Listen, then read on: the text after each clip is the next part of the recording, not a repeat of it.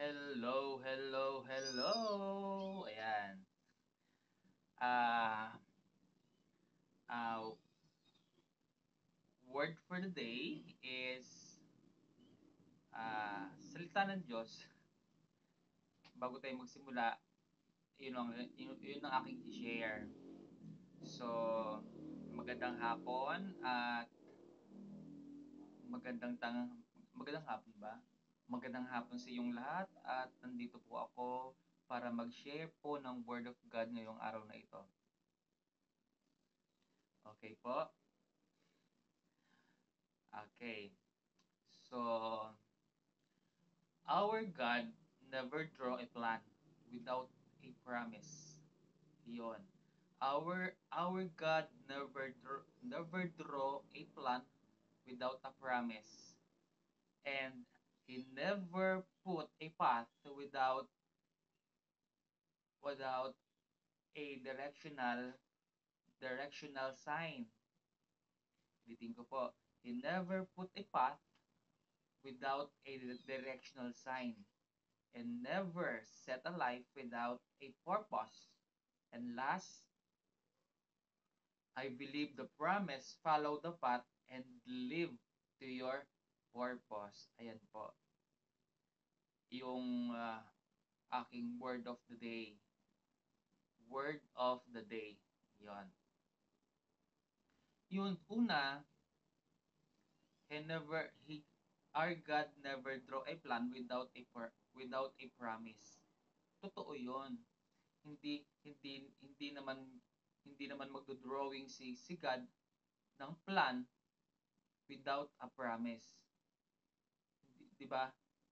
Kahit kahit sino naman basta gumawa gumawa si God ng plan sa buong mundo. Kasi may purpose May promise siya, may promise. Then he never put a flat path without a directional sign. 'Di ba? And never sets a life without a purpose. And believe the promise. Believe the promise, follow the path, and live to your purpose. Diba? Ang ganda ng ano niya, no? Kaya nga sabi nga sa verse 1 to 22, do something. Do something. Kasi gumawa tayo ng paraan para para sa para sa ikabubuti natin. Do something maganda. Do something na kaya-aya, hindi puro kapangitan. Ayun ay makikita sa James verse 1 to 22. Yun po. And may share po ako yung naalala ko yung sa sa orientation namin. Oo, sabi doon, have four prerequisite to success in our business and OV business. Meron tayong apat na pro-requisite to success in our business. Para maging successful tayo, etong dapat nating tandaan. Una, una po, big dreams. Ayan, di ba? Big dreams. Oh, di ba? Mangarap ka ng mataas na mataas. Big dreams. Para maging ano siya, para may gawin ka, para maging successful sa buhay mo, big dreams, mangarap ka. 'Yun. Pangalawa, paano ba? Pangalawa, be coachable. Be coachable. Ibig sabihin, marunong tayong tumanggap ng, halimbawa, ako, marami pang hindi alam, magpapaturo ako. magpapa-coach ako. Kailangan marunong tayo tumanggap ng pagko-coach sa atin. Meron nga diyan, meron diyan ano, degree holder nga pero lack lack lack of knowledge, lack of knowledge pa rin. Kasi mas mas sanay sila sa ganung klaseng ano, be coachable. Yun, be coachable. Matuto tayong tumanggap ng kahinaan natin, gano'n. Tapos, marunong tayong marunong tayong magpakumbaba. Yun, magpakumbaba. Kailangan marunong tayong magpaturo. Wag nating maging wag tayong porke eto ka, standard ka na. No. Kailangan maging be coachable tayo. Maging be coachable tayo.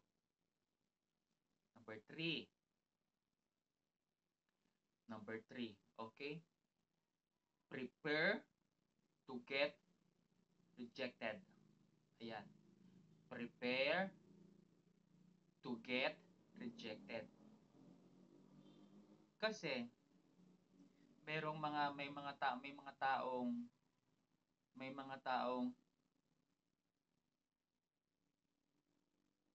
ayaw maging rejected sa lahat ng ginagawa.